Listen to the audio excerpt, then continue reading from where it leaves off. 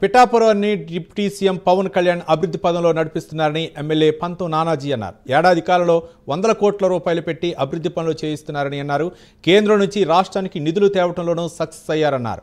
కూటమి ప్రభుత్వం ఏర్పాటైన తర్వాత ప్రజలకు అభివృద్ధి కనిపిస్తోందని తెలిపారు పంతం నానాజీ.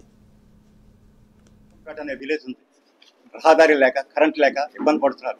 సార్ దృష్టి తీసుకొచ్చిన వెంటనే అప్పుడు గతంలో వీళ్ళు ఎలక్షన్ ముందు కొబ్బరికాయలు కొట్టు చేసినటువంటి ప్రాజెక్ట్ అది 36 లక్షలతోటి ఆ కార్యక్రమం పూర్తి చేసాం. అదే కాకుండా ఈ పిఠాపురం నియోజకవర్గంలో రాష్ట్రంలో సెకండ్ హైయెస్ట్ రూరల్ ఏరియాలో 30 కిలోమీటర్ల రోడ్లు వేసాం. 22 కోట్లతో ఎన్ఆర్జీఎస్ వర్క్ చేసాం. 11 కోట్లతో బీటీ రోడ్లు వేసాం. 10 కోట్లతో ఆర్ఎన్బి రోడ్లు వేసాం. అదేవిధంగా ఈవేళ ఎన్ఆర్జీఎస్ లో ఈవేళ చూడమని ఢిల్లీ నాణ్యత కానీ క్వాలిటీ కానీ నవ్వుతో గారే. ఎందుకంటే ఆయన నేతృత్వ శాఖలో ఒకే ఒక్కసారి 13,342 పంచాయతీల్లో గ్రామ సభలు నిర్వహించి వారికి కావాల్సినటువంటి తీర్మానాలు చేయించుకుని ఆ తీర్మానాలను ఇంప్లిమెంట్ చేశాం. రమారమి 300 రోడ్లు ఇక్కడ కంప్లీట్ చేశాం. ఇంకా తదుపరి ఒక 40-50 కోట్లు కూడా ప్రతిపాదన సిద్ధమై ఉన్నాయి. అదేవిధంగా బీటీ రోడ్లు 11 కోట్లు కంప్లీట్ చేశాం. 8 కోట్లు నాబార్డు కింద శాంక్షన్ అయి ఉన్నాయి. త్వరలో నా కార్యక్రమం చేస్తాం. ఈ 8 కోట్లతోటి జిల్లా పరిషత్ వేసిన రోడ్లు ఒక్క రోడ్డు కూడా ఉండదు. మీకు తెలియజేస్తున్నా.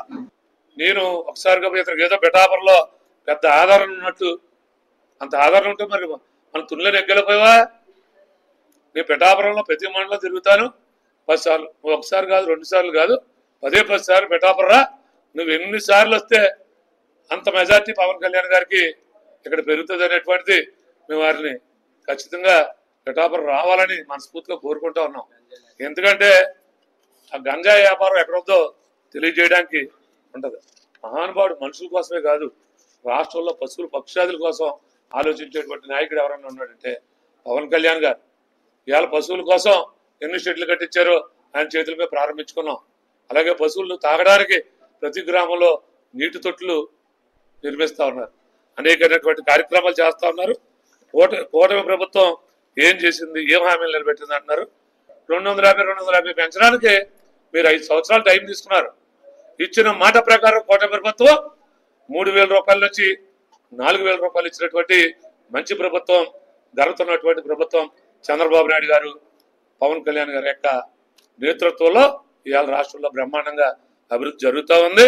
సుమారు రమారవి 1000 కోట్లు దగ్గరికి సంవత్సర కాలంలో 1000 కోట్ల రూపాయలు దగ్గర అభివృద్ధి చేస్తున్నటువంటి నాయకుడు పవన్ కళ్యాణ్. ఆ కాన్స్టిట్యున్సీని ఆనుకుని ఉన్నాం కాబట్టి ఆ అదృష్టం మాకు కూడా అంత బట్టి ఆ లింక్ రోడ్లు, ఆ రోడ్లు, ఈ రోడ్లు, అన్ని రోడ్లు కూడా మాకు కూడా వచ్చి దానివల్ల పెద్దాపురం, కాకినాడ రూరల్, కాకినాడ పట్టణం ఇదంతా వ్యాపించి మేమందరం కూడా డెవలప్ అయ్యి పరిస్థితికి ఇవాళ తీసుకొస్తే అభివృద్ధి అంటే కూడా అర్థం తెలియని రకంగా మీరు పరిపాలించారు.